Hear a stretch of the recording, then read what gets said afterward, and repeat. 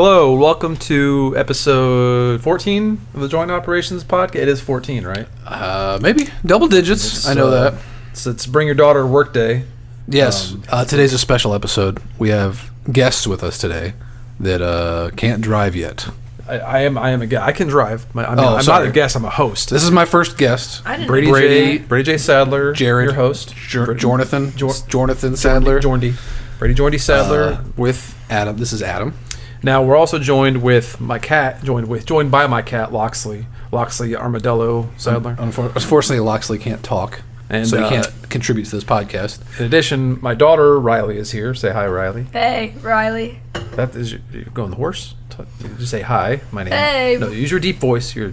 Hello, my name is Riley. Hey, my name is Riley. I think she should talk like she normally talks. Maybe that's what I was trying to get at. But yeah. So, hey, my name's Riley. All right. Is that better? That's not only is that Brady's daughter, but it happens to be my niece, which is a weird coincidence, dude, that's right? crazy. Dude, I never.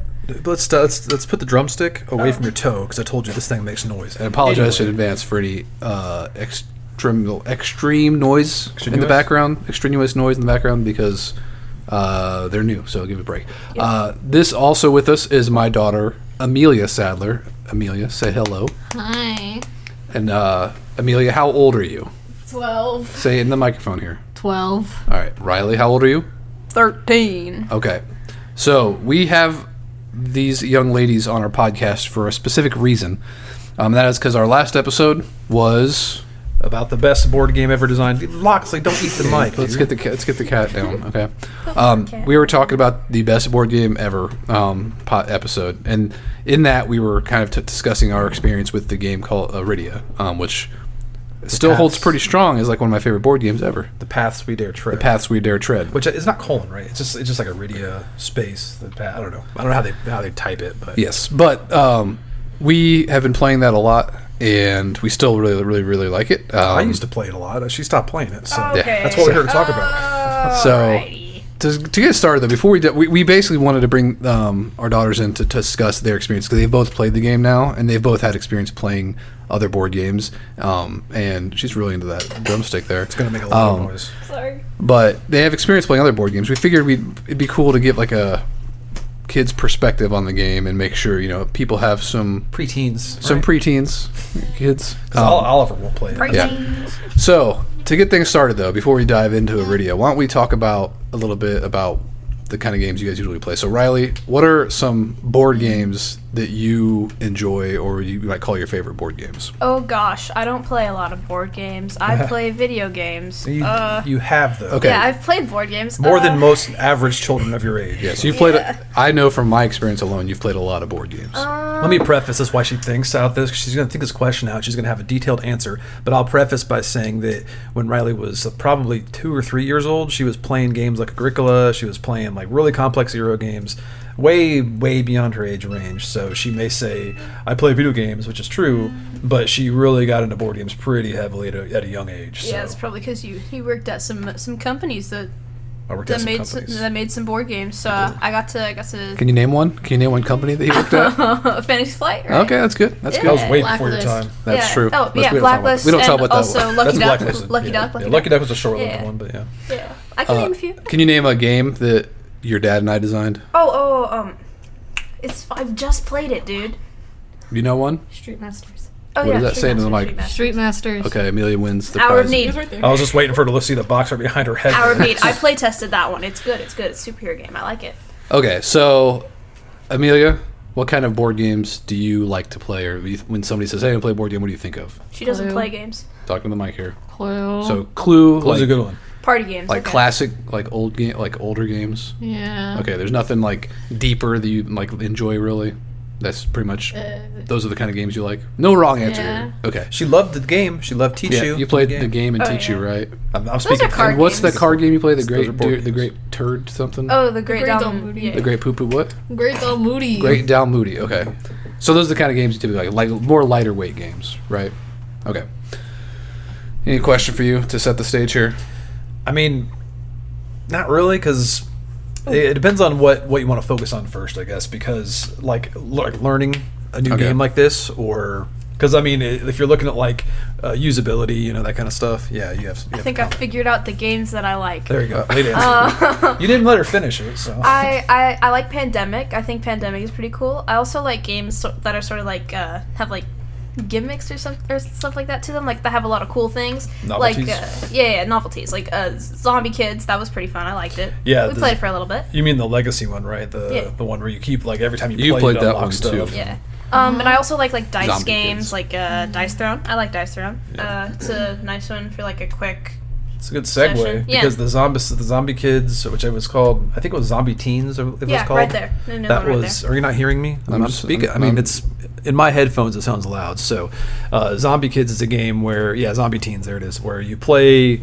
It's a very simplistic game, but every time you play, you like get to unlock something new, and I think that is one of the big appeals for games like Arydia, because obviously legacy games are huge, but you have a game like Gloomhaven, which is probably the most relatable to Arydia, but I feel like it doesn't have the same toy factor that Arydia does. So, okay, so going off of that, you've both played Dungeons and Dragons before, right? Yeah, Briefly. I don't like it. Okay. I wish I could play more. You already answered my question there. Your mom plays D&D a lot, though, right? So you're very familiar with it. Yeah. Speak up into the mic when you're talking, all right? Yeah. So, do you like D&D, Riley? I actually have been thinking like a lot over the past year about starting a campaign with my friends, because I've been like listening to a lot of podcasts about D&D, watching a lot of long form content videos about D&D. I've been wanting to play more, but I haven't gotten to play a ton. Last times I played was when I was really young, so I don't really remember, but I think I would like it. So we played Pathfinder like a few years ago. yes, we did. I remember that. I'm not sure. It's pretty close. Yeah. I mean, you get the same idea. So I felt like Arydia is one of the closest experience I've had with playing like a game like D&D, like a role-playing game in a board game. Do you guys feel like that is true? Like, do you guys feel like Arydia kind of feels like you're playing D&D? No, because he doesn't roleplay all whole ton. You ruined the experience for me. Come on, dude. Come on, try harder. So you don't roleplay, Brady? No, I do. I let her do the characters though. So she loves doing the. That's what I mentioned before. It's like she wants to read the actual characters. Yeah, I gotta do the silly voices. And I mean, when you're leading a game, it's kind of hard to be like the guide when you're like sorting through all the stuff. But I'd say it doesn't like. I feel like it would have a better role playing aspect if you were playing with like a group of friends rather than like a one-on-one, like a parent and a child. the less players you have in the game, because if you're playing solo, you lose it all. 2-player, you lose a little bit. But if you're playing 4, you have a lot of that. Like it's easier to get into the characters and get into the story and stuff because you have more people to go off of.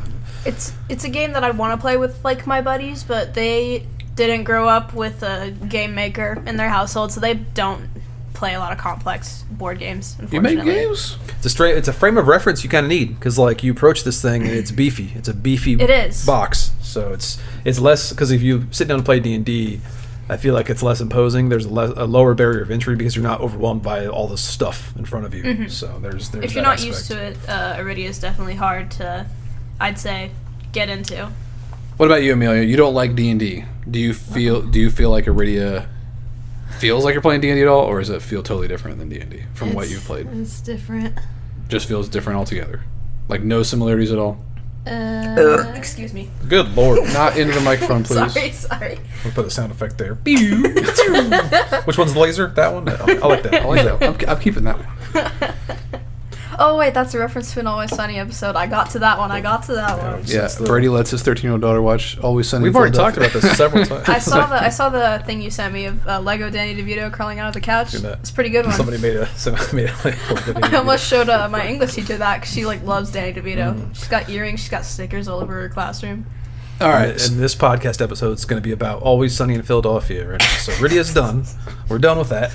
So, going off of that though, like, okay, so trying to avoid we're not going to get into anything story related. We're going to keep it spoiler free talking about it. But Amelia, what is one thing that you liked about Arydia?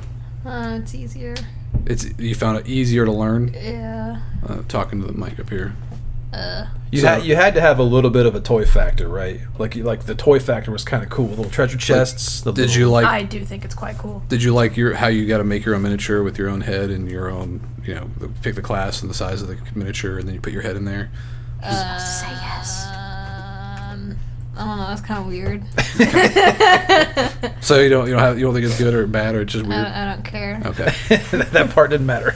But you felt like it was easy to learn though. Yeah. Like the game, like the rules weren't like overwhelming. Yeah. What was it like? The story, like story aspect, was that the? Did you guys both get into the story when you were playing it? Like, I mean, because you only played up to the first intro part. I role play. I mean, apparently you don't. Yeah, but he sucks at it. I don't know what she's talking about. Just because I'm not as. Do you feel like I role played pretty well for the characters when you were talking to characters and stuff in the game? Yeah. Like I was talking to voices Okay. and stuff. I think we've had a misunderstanding. I think when I made that comment, I was referring to the fact that like it's not in a big group, so it's like less of a roleplay experience. Also, That's I what don't meant. get up and Yeah. I don't get props. Yeah. I don't act out of things. I do I do really well voices. I do good voices. He does mediocre voices. I do mediocre voices. Maybe you're not role playing your character. That's why it's weird. No, Yeah, I don't he role play doesn't my role character. play his character. I don't. My character doesn't exist when I play because I'm always the one like reading stuff, which I actually like to do. I like reading all the characters like that. So. Yeah, what I like doing. I put myself in it because I'm usually a GM when I'm playing D&D. So if I'm role playing, I'm role playing the NPCs, not my character, because I don't. Isn't it a DM actually? What did I say? You said GM. Well, GM is the general term That's for the game game master. master. Dungeon Oh, yeah. Dungeon master is specific yeah, to it's Dungeons D&D and Dragons. specific though. Yes, so gotta put a copyright symbol in there.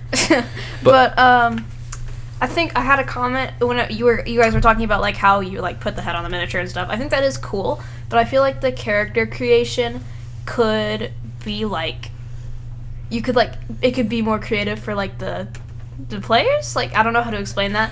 I think But, like- you're talking about, and I won't speak for you, but I'm thinking you're talking about. You only have like this is not a spoiler, but you only have one backstory. You don't have like Yeah. a backstory because every character, which is like another, the lineage or the race, like halfling, Slyn, elf, you're always a character, and that has a backstory tied to the game. But you're not creating that; you're just assigned Yes. to that. Right, which I think would be a great way for them to expand the game in the future is just to sell card packs of new characters because that would be super I told cool. you, don't. Cody's going to listen to this, and he's going to take all of our ideas. We're consultants. We charge by the hour. So No, don't I'm give this away giving for free. away free advice here because I just want the game to be expanded upon because I enjoy it. Yeah, but I think what you said was like exactly what I meant. It's a lot about the backstory because it's harder to get like into a character if you don't like come up with their backstory and stuff. For me, at least. I guess that also depends on the player creativity because some people Yes. might actually like Amelia. What is? Tell me what kind of character you're playing in the game. Halfling. Hey, that's my territory. So the whole thing. What's your character's name? Thalia. Thalia, the hungry halfling scout. So you're playing halfling in the path of wandering. She stole your thing. That's exactly my thing. Except for I'm Rick's. Was it Rick? I thought you No, were okay. Sleek. Slake's in our game. That was our game with Kevin. But I we've had like 4 campaigns going. It's hard to keep track. I'm a Faelish bard because I've never played as a bard and I felt like it. I was in a very whimsical mood when I chose my character. But cats suck. Yeah. So she thought the one thing Amelia chose Vasily that she liked was she said it was weird the heads. What's something that you liked about the game? Like maybe one of your first impressions. Like what made you be like, okay, I think I want to play this again. Let's say your favorite thing in the game. Sure, Favorite thing yeah, about the there you game. go. Yeah, that's a lot clearer than what he was saying. I try to clarify what Brady says. Because You ever read a book? My favorite part about the game is probably how immersive it can be, I'd say. I like the map mechanics a lot, like how you discover different places and stuff like that. I really like that. And I like the combat system with how you can damage enemies, like that there's like crits and that it depends on like the direction you're hitting it in, that how you can damage it. I think that's really cool, and I've So never you'll- really seen that before. You like the damage grid system. Yes. Which I'm curious. Both of them have played it now. Would you agree? This is my opinion. Would you agree that that's the most complex part of the game is figuring out that damage pattern stuff, or is that relatively easy for you once I explained it? Once you explained it, I kind of got onto it. I don't know. It was hard to understand. Well, I mean, it was hard for me to understand from a rules perspective because it's so novel. I think in games, it's like It's also a little loose. Like Yeah. there's not like a strict lines about like this is exactly the direction. You kind of have to interpret. I a little bit. think I agree with you, but I kind of just go like with the flow when I'm damaging it because I don't. It's your own game. It doesn't really matter. Like it's a better attitude to have Yeah. than I have because I'm strict with the rules. But Yeah. most people will be like, it's no one's gonna the rules police aren't knocking at your door telling you you can not be to play strict that, with the rules. Whenever we do like the character roleplay cards, you always just go, Actually, this also says this on the back, so I'm just gonna read it before you ask. that's the thing. Is there's no strict mechanics about She it. sounds just like okay. you. She's got that invitation down pat. So Amelia, do you have something that you would say when your experience with what your favorite part of the game was? Because I kind of think I spoke for you, but It's easy. so that's your favorite part about the easy is Valid. easy to learn. Yeah. So if there is something, what's something about the game that you didn't like? Smelled like a factory. What is that cat doing? He's being weird. He kept, like, I was trying to build, like, a weight rack for Mom earlier, and he kept sitting in the box on top of the weights, so I couldn't build it. So is there anything that stands out as your least favorite thing of the game? The characters are kind of creepy. The characters are creepy. Yeah. Even the halfling that you picked. Yeah. I I agree. think the halfling's kind of cute. I thought the elf was cool. I'm playing as a Lunari right now in our game, and he looks happy. The Lunari actually sounds pretty cool. What about you? Is there something about the game you don't like? I don't like. This is probably just a me thing, but for me, it's hard to like get into a session if you like only play for like less than an hour. Like for me, Is that your fault for not wanting to play longer? I don't know. No. It's that I won't like have fun until I've been playing for like an hour, and then like it starts getting immersive once you get in the mood for it. If that's the case, she's really good at role playing, having fun. Cause I feel like that was true for Amelia because I feel like it was a little slow start for her to get into it. Yeah. But then once we got past the intro and we're actually kind of like doing stuff in the story, I feel like she kind of let herself get more interested in the game. Don't let me speak for you if I'm wrong, but I feel like that was the case. Yeah. Said objection. You give a lot of commentary over there. Yeah, she's just blabbermouth over here. Now, how would you compare this to other games you play? I personally where would haven't. you rank it? I haven't really seen a game like it. It's very cool. Just this like in the perspective of like the video games that I play too, and the board games, or like just board games. Board games. No, I mean board games specifically. Board game specific. I was gonna open it up because Tabletop game. We'll start with tabletop games and we'll expand from there. I was but going to say, tabletop- well, one of the comments while she's thinking, I was going to mention is a lot of the commentary I've seen is people saying it's trying to replicate video games so much that it's like almost like a downside because it's trying to like analog a lot of the video That's game a stuff. different- that's a different But factor, though. Yeah. Okay, Anyway, go ahead. so just in terms of tabletop games, I'd rank it very highly among games that I've played. It's one of my favorite board games for sure.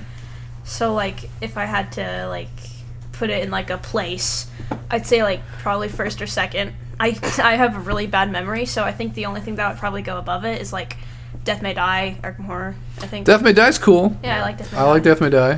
What just- about? Oh, go ahead. What about you, Amelia? Out of all the board games you've played, would you put this up in the top 10 or not, or like how high is it?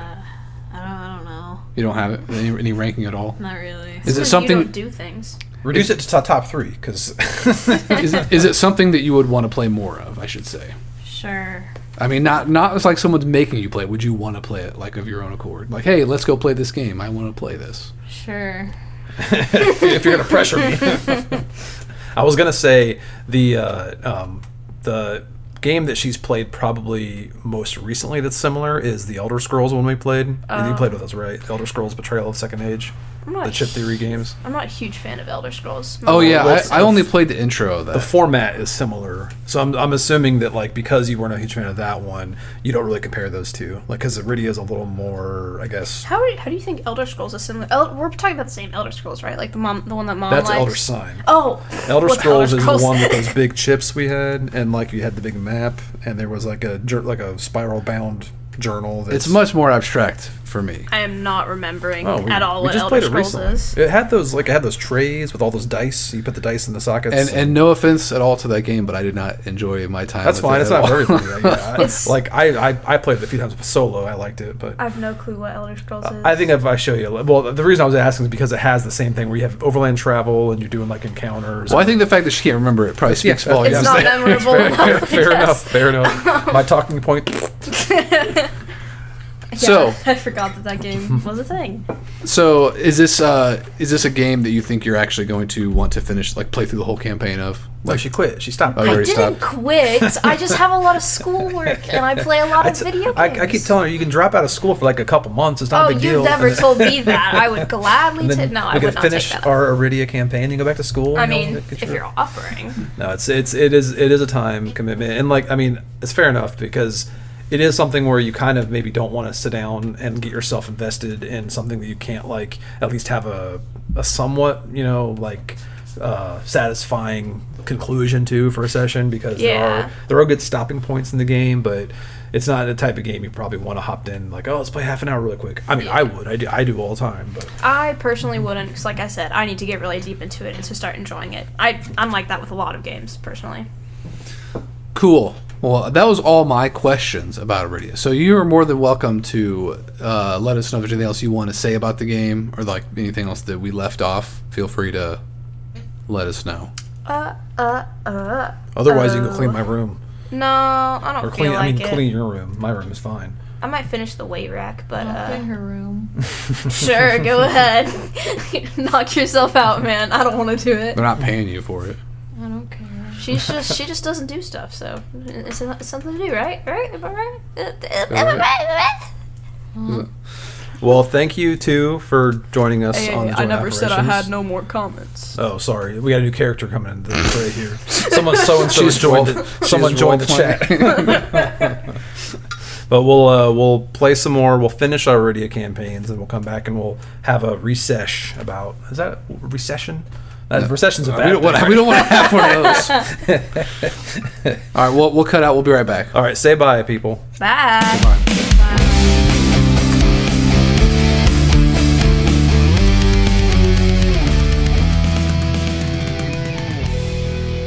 And the kids are in bed. Oh, that'd be nice. Got the house all to ourselves. Not really. That was we just got done with the crazy splurge of gymnastics going everywhere, and then an injury.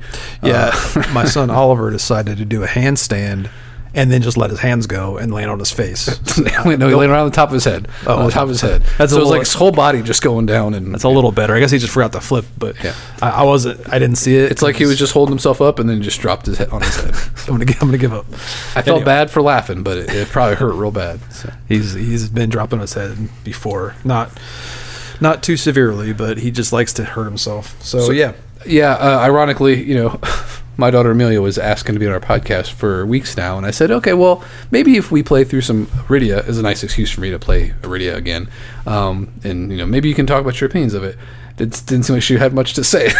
So Some kids aren't talking. I mean, maybe she got daughter, embarrassed. My daughter talks enough for four people, so it's fine. So hope everyone enjoyed that little departure from our normal format. But Yeah, we kind of wanted to get some other opinions out there on the game because we were so excited about it. And like we were. I was expecting to kind of like sour on the game a little bit, just like getting the hype's dying down, but we've been playing it a lot. Like we played it like how many times since we last recorded? I've got pretty far before Riley kind of like cooled off on wanting to play like every day. We got pretty far. I mean, it's not much of a spoiler to say that you can play up to level 10. Like your characters go from 0 to 10. We were like up to level 6, or I think we were close to 7. What did we just hit on the campaign with our wives? That was we just hit 6, I think. We just hit 6? Yeah. Okay. Story-wise, we're past where Riley and I were, but Riley and I went off to do more jobs early on. So I will admit, though, I actually bought a second copy of the game. I saw somebody selling it on eBay, and it was unsealed. Wait, it was sealed. Sorry, it was sealed, and it had the Kickstarter expansion stuff in it, and all that stuff was sold out on the Far Off Games website. They didn't have the small bodies anymore. So I bought a second copy. I felt kind of silly for how expensive it was, but I've already been using it. Like we had a neighbor of ours, Kevin, who kindly did some 3D prints for the storage solution for the game, which is awesome, by the way. highly recommend. And he just asked, we're like, you want us to pay you money? He's like, oh, just let me check the game out. I was like, cool, I'll buy a second copy for that. So we couldn't really play with our copy because we have campaigns going. So we played with him on Saturday, and man, we played 4 or 5 hours or something. Played almost half a campaign in one sitting. Did not expect that. We were just expecting to show him the intro, so we had a lot of fun with it. Got my money's worth already, I feel like. So yeah, still loving that game. Still has my stamp of approval. Yeah, it's awesome. We'll reformat this podcast to be the Arydia podcast because we can probably talk about it all the time. No. As long as I keep expanding it, but yeah, just to backpedal, I guess a bit. We did this a little lopsided because we had our daughters down here first, and then they have to say their piece and get out of here, cut the rug. So, welcome to our, I think it's our 14th episode, right? And as far as like what's been going on lately, we haven't been recording a lot, obviously. I think, did we get one last week or 2 weeks ago? I think it was 2 weeks ago. So we're moving to bi-weekly this Maybe. 2025 is bi-weekly. Was it? I think it was 2 weeks. Let's not think too much about it, but I think if we release this tomorrow, it's going to be pretty close to the last one. So. Okay. So anyway, since then, I've been finishing up my next novel, Relic Myers and the Harmony of Hexes. I'm just doing my third draft right now with some beta reader feedback. So getting ready to publish that. I'll have a release date soon. I got a marketing plan coming next week, so I'm pretty excited to see what that looks like. And I'm starting my sixth novel. Is it seventh? How many have I had? I don't know. You should probably stop counting. Eva Corruption, Arcade Sky, Withered Roots, Relic Myers. This is my fifth. So this is my sixth one I'm writing now. It's called In Short Order. I don't know if I announced that yet, but my next novel, it's actually a novelette. It's a shorter novel, so I think you did announce that because I was asking what that word meant. Yeah, well, I commissioned the cover art because I've been doing art descriptions for a company, and I have a really cool art studio lined up to do the cover art for In Short Order, which is about Ransel Osbury, my favorite halfling. So yeah, pretty excited about that. And then also Adam and I are starting a new game design that I think we touched on maybe last time. It's a roguelike adventure. There's been a lot of roguelike games. Is it roguelite or roguelike? I think they're both terms. I think roguelite was a spawn off of. Yeah, because I think roguelike is Diablo, and then roguelite. No. Well, like the original Diablo was like a roguelike. They called it roguelike because you're acquiring gear, right? No, there was a game called Rogue, and that's where the term roguelike came from. Where you die and respawn and okay, whatever. Well, there's like that term. I always hear the term said, so I don't know how it's spelled, but anyway.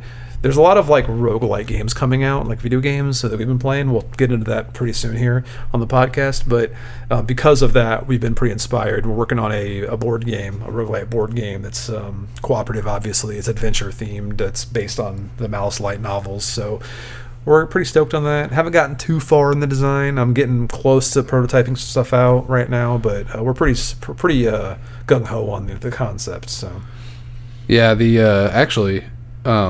there was a 1980 game called Rogue, which is an ASCII based game that runs in a terminal. What game? ASCII. ASCII? ASCII is an old American Standard Code for information interchange, a little code language. So yeah, that's where it came from. So it's pretty old. But I don't think Diablo was considered. I thought that was considered. I mean, one of them. procedural generation, turn-based gameplay, grid movement, permadeath, risk. So roguelite, I think, was a way to change it up where it's not turn-based, stuff like that. So. Well, yeah, I like the action RPG versions of roguelite. Like we've been playing Sworn, Ravenwatch, Ravenwatch, Heroes of Hammerwatch 2. Raven's Watch. But yeah, we'll get more into that in the video game segment. But that's kind of what we've been up to. Unless you wanted to add on to that, like current events, current stuff going on.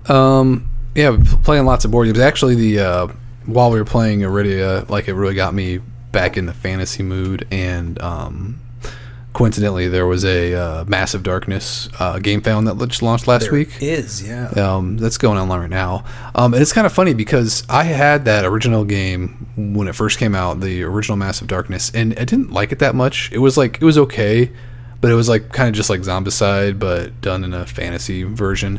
And also, one of the things we can get into about our tastes on board games, about it has fixed scenarios, which is something that we've always just been, I don't know, we never liked. I've always been against them. Yeah, ever since we worked at Fantasy Flight Games and I worked on Descent 2nd Edition, and ever since then I've just been against scenarios, just books of scenarios. I'd rather just have that's why we designed Street Masters in the first place, was we wanted a game where you just built a scenario and played it, you didn't have to reference anything. It was all just part of the setup or part of the game. Yeah. The weird thing about scenarios is it's a lot of back end work for the developers, when if you put a little extra effort into the front end of designing a game and you design a scenario generation system that players can have some control over, that not only reduces the longevity of the development work needed to support the game, but it also allows for just like more replayability in general, because you're not following a fixed linear thing. You're just, every time you sit down to play, you can cobble stuff together and make a different scenario. So yeah, and a lot of times, it can be kind of annoying playing dungeon crawls where the dungeon just you keep pulling tiles and keep building and building, but that also is making it so you don't set all that up ahead of time. You don't have to like go and set all these map tiles up. You put what's behind these doors. Massive Darkness, there's no real like exploration. It's really just, here's a scenario maps layout and then play through it. But that all being said, when this game, when Hellscape, Massive Darkness 2 Hellscape launched, I didn't really look into it at all because I knew I didn't like the first one and I thought it was just more of the same. And also it was like a Diablo, like heaven and hell theme, and I was like, oh, it's kind of not going, it's not traditional fantasy, so I was like less interested in it. So I kind of ignored it and I just wrote it off. But this new Game Found hit me, in my fantasy itch. I was like, oh, I'll check this out, see what actually changed. And as I went back to watch some videos of Massive Darkness 2 reviews, I realized it was very different from the first one. So I went ahead and I ordered a copy of just the retail version of, is it Hellscape? Hellscape, and then box, Heavenfall is the campaign box. I got a copy of those just to check it out, just to see if I was going to back this new Game Found if I wanted it. And Brady and I got to play like just a little half of one of the scenarios, and it's pretty fun. Like it's got cool like all the classes play differently, so it's got very unique class mechanics, and I feel like that's kind of the strength of the game. But also has a pretty cool dice system, which I must say feels an awful lot like Warhammer Quest: The Adventure Card Game. Yeah, I think maybe the developers played that. I think. Yeah, and I think one thing to note on this game, because we only played half of a scenario or whatever do they call it, a quest or whatever. It's a quest. Yeah, so we played half of one of those, and I mean, like I think one of our strengths, I think as both gamers and game designers, developers, is I think we can get a taste of something really quickly and have our own assumptions like pad out the rest of what that experience is. So I feel like we got the idea of this game after a few turns, and not to say that we know the game inside and out, but knowing like what we experienced, I could extrapolate what the rest of the game kind of feels like, and it's a really cool system. Like even without the like, minus the scenario issues, because we both have problems with that, with the fixed scenarios, but even like the fact that you have those the asymmetrical classes, that's cool. But even without that, the game just had that dice system and the way those mobs work. That's a game right there. That's like a really solid game that I'd probably pick up just because it was a cool fantasy adventure. But it has other things on top of it, like those different classes, which really mix it up. So very cool product. I'm pretty impressed with it. Yeah, I like the way that, I don't know, I honestly forget how the mobs worked in the first edition, but I felt like that they were just the health of the enemies. Like if you damaged one figure would go away, and I was like, these figures are just health counters. But now they're like they're player scaling, which is kind of cool. So like there's every mob has a leader, and then one minion for each player in the game, each hero in the game. And then mob has a health value, say it's 3. So if you reach that threshold, you kill off one of the figures, and you kill the minions first. So once all the minions are dead, then you can kill off the leader, and then they're dead. The other thing cool is that when you draw a mob, you put a mob item on it, so it has like a piece of equipment that kind of determines how it attacks. And when you kill that mob, it drops it. So you get, not only do you get that item, but they also drop treasure tokens, which you can draw from a treasure bag. This game is very much inspired by Diablo. Like it feels like you're playing a Diablo board game. Yeah, we only got like 2 turns in. We already had like 5 pieces of equipment or something. And I was reading the Heavenfall campaign rules, and it sounds like you take your equipment between dungeons, but you can actually use it in town as currency. So you can like sell off your equipment to do things in town. So it's a good way to like manage that inventory, because you get a lot of stuff in that game. Yeah, and they managed to make the mob thing, the whole mob item thing, interesting, because like this is a minor thing from a theme standpoint, where like if I'm fighting an enemy and I kill them and they drop something, it's like, oh, I found a bow. That might feel weird because they weren't shooting a bow at me. This game kind of solves that, where like it does whatever they get, their mob item determines how they're attacking. So if you are attacking a ranged enemy and you kill them, you're going to get a ranged weapon from it because they were attacking. That was dictating how they attacked. So I think it's very subtle, very easily implemented thematic mechanic in the game that, again, just super elegant, very impressed with. And one thing we didn't do is when we got to that darkness track, the first one is supposed to be a roaming monster, not a monster mob. So we didn't get to experience that. But they also like have these roaming monsters that spawn that are like kind of tougher, and they're like usually big miniature, which mixes it up a little bit. They have a bigger cards. They have a more detailed AI activation. And then there's also bosses where they even have a bigger card, and they're even bigger figures that usually are like the objective of the scenario you're playing. But overall, I enjoyed it. The only downside, honestly, was just there's a lot of tokens in the game, which I used to be used to back in the day, but nowadays I like to have games with less tokens and less upkeep. This game's got a lot of tokens, and like most CMON games, there's almost no storage solution built into the game. It's just a big bunch of trays of plastic miniatures, but there's really no way to store it. So I'm going to be begging my neighbor to print off some 3D printed storage solution for me so I can, actually store the game. And if I get all that figured out, I might actually back the new one. It's a pretty fun game, and I think that I'd hit the table quite a bit. So. Yeah, I wish that studio would put that level of elegant design thought into Zombicide, because I love zombies, but I just don't like this. And they probably have no reason to ever change the formula for Zombicide because they make money on it like hand over fist every time they do something with it. But I think that this game delivers the theme so much better and more elegantly.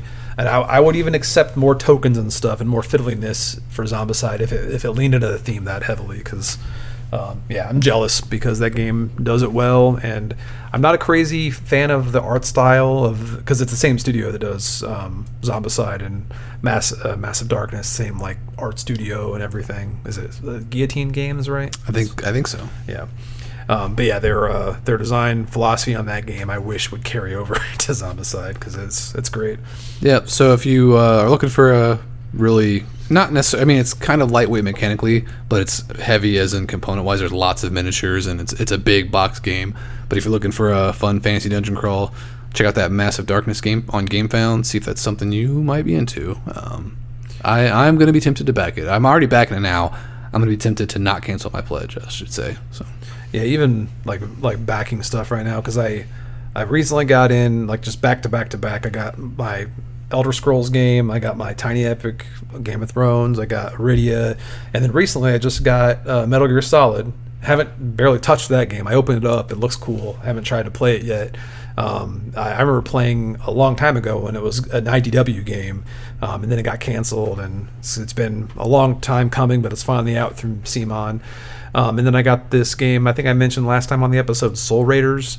Really overly produced game from, I always hate that term because overly produced, it's like any game can be produced however the studio wants to produce it, but this is like a very simplistic mechanically simplistic card game that's just got a bunch of stuff layered on top of it to make it seem more thematic. But it's by the designer who did Splendor, which I think is a pretty popular game. I've never played it, I just am aware of it. But yeah, I haven't got to dig into that yet, so there's just a backlog right now building. And then I just played Massive Darkness, so I just kind of want to play that instead when we're not playing Arydia. I think we should play through the Heavenfall campaign as soon as Kevin prints me off that storage solution, because I like to try it out. It should be pretty quick. We could probably plow through it in a week or two. Yeah, I'd play it. It seems like a pretty cool game. Also, it might distract me from wanting to play Arydia all the time. So I am loving that game, but I got 2 campaigns going. I'm worried about running out of content to play. That's a guy's gripe session. What bothers us as guys? It's, this is a Michael Scott reference. But now that Riley's gone, I can complain because playing Arydia, she refuses to admit to this, but she's never asked to play Arydia. I always feel like I have to ask if she wants to play. Because she's got an Xbox, man. That's fine. But then she accuses me of being too aggressive about asking to play because I don't ever hear her wanting to play. So it's like I feel like it's my job to be like, hey, you want to play a game? Because that's like something we do together. But then I always feel like I'm guilting her. So then now I've kind of stopped asking. So we don't play that much anymore because of that weird dynamic. And how old is she? She just said, I don't know what she said. 13. Yeah, the 13. Magic age of this is what happens with young teenage girls. Which is fine. It's fine. I'm not I'm not faulting. I'm just it's like it sucks because you're in this weird state where I can't reset the game and play it solo or play with somebody else because then she'll feel bad because she's got a campaign going. Just do what I do, buy a second copy. I was actually tempted to. I was seeing I'm afraid I'm going to miss my tile 14 or whatever it was. Yes, I did. I was kind of frustrated because we were playing with Kevin on Saturday, and I realized in my second copy of the game, it said to pull out tile 4, or this long tile 4, whatever. And the way this game works is that tile has all the information for the game on it, like what you're doing at that location, and it wasn't in my copy of the game, like it wasn't anywhere to be found. So I just we couldn't do that part of the game. But fortunately for me, I had a second copy, so I could dig that out from my other copy, and I could see what we needed to do. But hopefully, I sent Far Off Games a message on their contact form. Hopefully, I can get a replacement for that because. It's kind of sucks just having some one random tile missing in a game like that. Because you can't really do an inventory of everything in that game. Yeah, because they skip some numbers, so not all the numbers are present. And it's interesting because I don't follow the Board Game Geek threads. I'm wondering how common that is because I haven't seen any posts about I can't play the game because I'm missing tile X. But I haven't seen complaints about that, but I do know that I haven't heard back from them, so I'm not sure. They must be backed up with messages. Hopefully I do hear back because I'd like to get that replacement. So. Yeah, and I'd like to buy a copy for my backup copy, but I want to make sure I can actually. I saw they were selling pretty fast on their website. So. Yeah, I'm gonna have to wait till the next Kickstarter whenever they do that.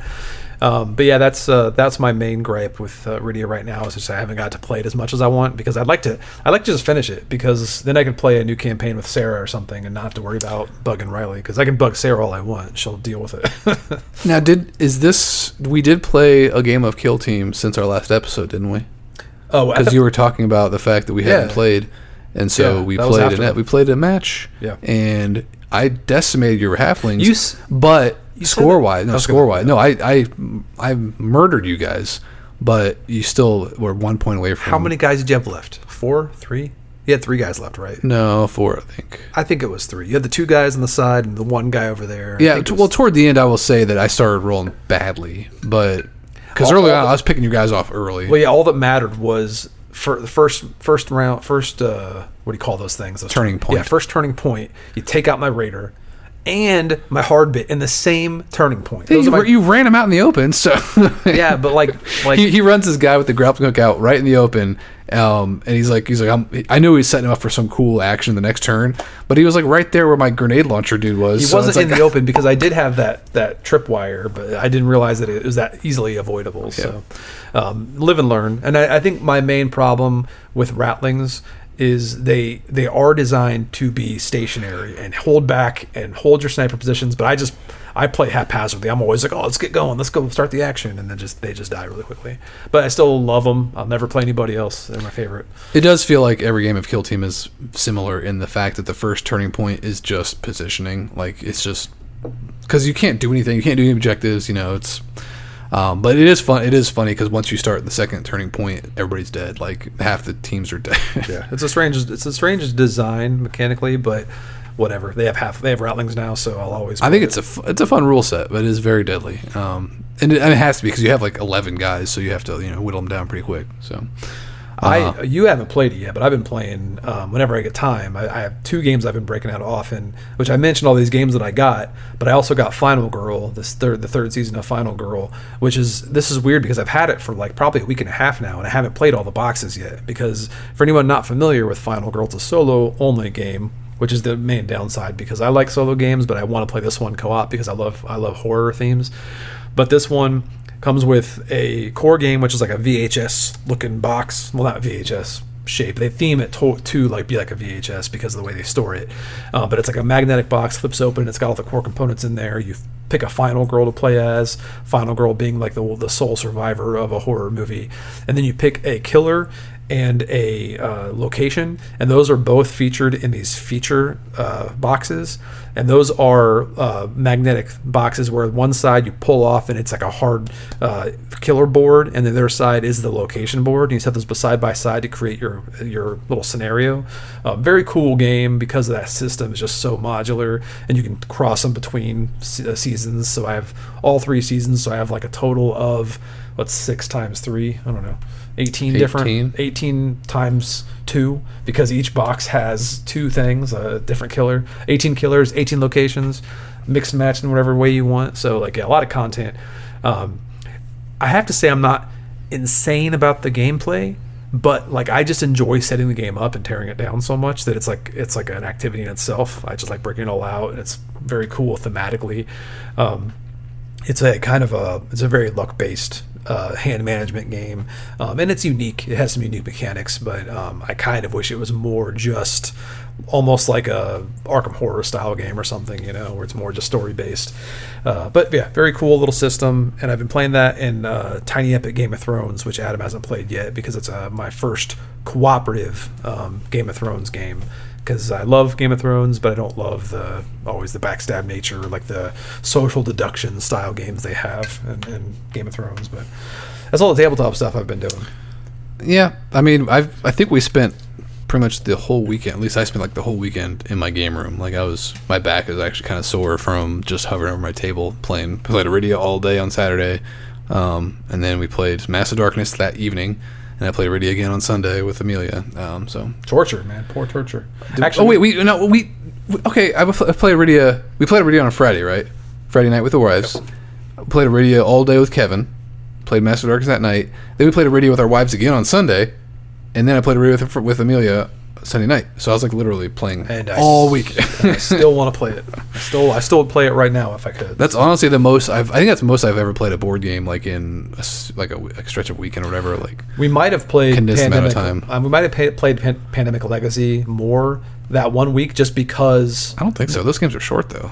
I'm just saying we played like 12 games of it back to back to back to back because it was just us two, so we just plowed through it like in a week. Yeah, and we were just. I mean, each game was like an hour or something. Yeah, I mean, like pure game time, maybe not. I just mean like over the course of a week, we played like so much because we didn't have to wait for anybody else. We just played whenever we felt like it. So, but yeah, that's it's been good game time. We play a lot of video games still. We've been playing Marvel Rivals still, which we talked about plenty. Yeah.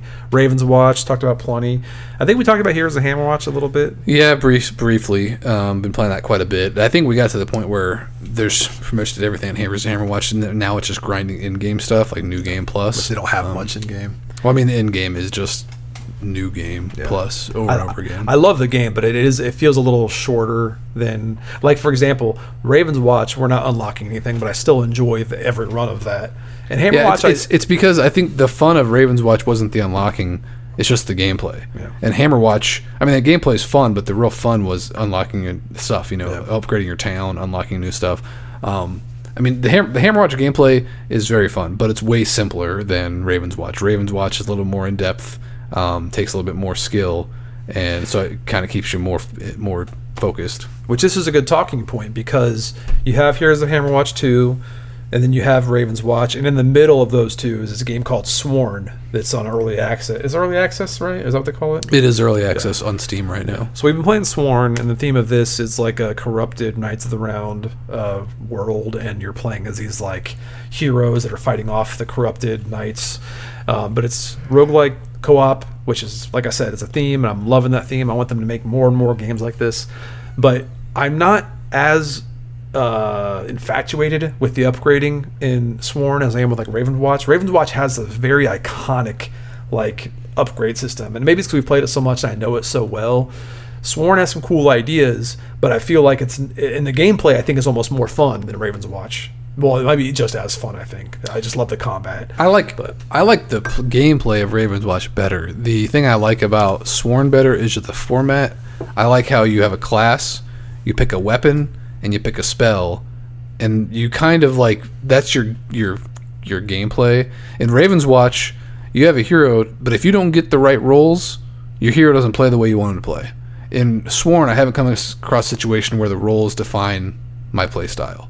So that's, I think, the biggest thing is that the decisions you make when you go into the run define your play style pretty well in Sworn.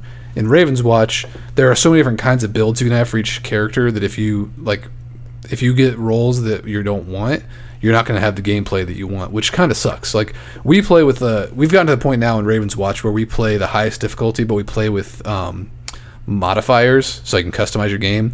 So we give ourselves a couple like free re-rolls, and you start with legendary, just things to make the game more fun, like over the top, because we've already beat the game. Like we should off topic, or it's on topic, but we should try playing without modifiers at least once. We've played it so much now with modifiers. I think maybe We we're did good try enough. fairly recently, but we can try again. Yeah, I want to try again now that we've played. It's pretty rough. The highest difficulty like takes like 40% off your XP.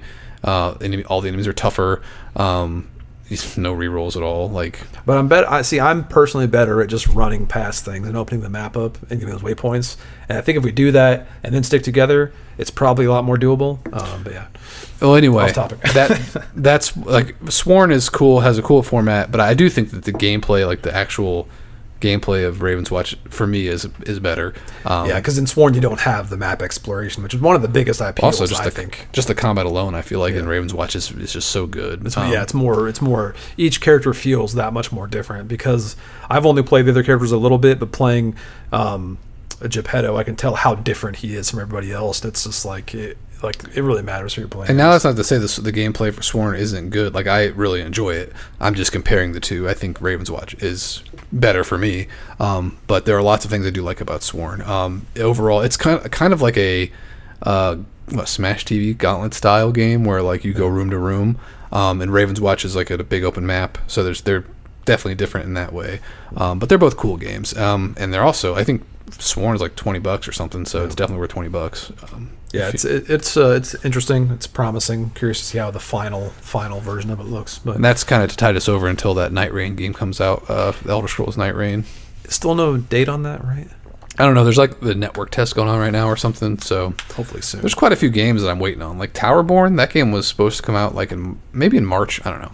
It's in early access as well, but that game looks cool. It's kind of like a side scroller beat 'em up. I played a little bit of it. I don't think I'm allowed to talk about it. Like, I think there's something I have to agree on, but like, Especially if you're questionable, then don't talk about it on a podcast. I won't I just didn't. I wasn't like that thrilled on it. I think it's an early access though on Steam, so I don't think it's like an NDA, but I don't know. But it's coming to Game Pass, so I'll check it out for free. Also been playing Diablo 4. I'm playing that Season of the Witch. Nothing really new. I just want the bird pet at the end of it, so I'm playing through the season journey. Pigeon Boys. Yeah, that's pretty much all I'm doing. Video games. Nothing new there. Yeah, we have no listener questions either, so I want to just say what I've been reading and watching, because you don't read, right? You're not reading? Very often, no. I read the rule book for Massive Darkness this weekend. I'll give you an idea. When you get up, you do your routine. It's great. Routines are good. Before you hop on there, just read a chapter. I don't have time for that. You do too. It's either that or no, not with when I have to go to the office. No, you don't scroll through your phone. I don't do that. I wake up in the morning. I go make my coffee, eat my breakfast, go down, play like When you're brewing your half coffee, hour. you don't pop a book open and look at your phone. I watch the just- news typically. There it is. Turn that off. It's gonna ruin your life. That's how I eat my breakfast. I eat my cereal in the morning, watching the news. Anyway. Watching my stories. Whoa. That's like a very weird subwoofer. I just kicked the mic stand accidentally. But what I've been reading, no, I'm not reading anything. I've been writing and editing, so that's not a topic this time. I watched half of Severance. Yeah, Severance is great. I'll get into that in a minute, but we've both watched Severance, but we haven't watched this. I watched the first half of the movie Wolves with Brad Pitt and George Clooney. Very cool synopsis. If anyone's not familiar with that, it's an Apple TV Plus movie. But Brad Pitt and George Clooney play rival fixers, like guys that clean up messes for people.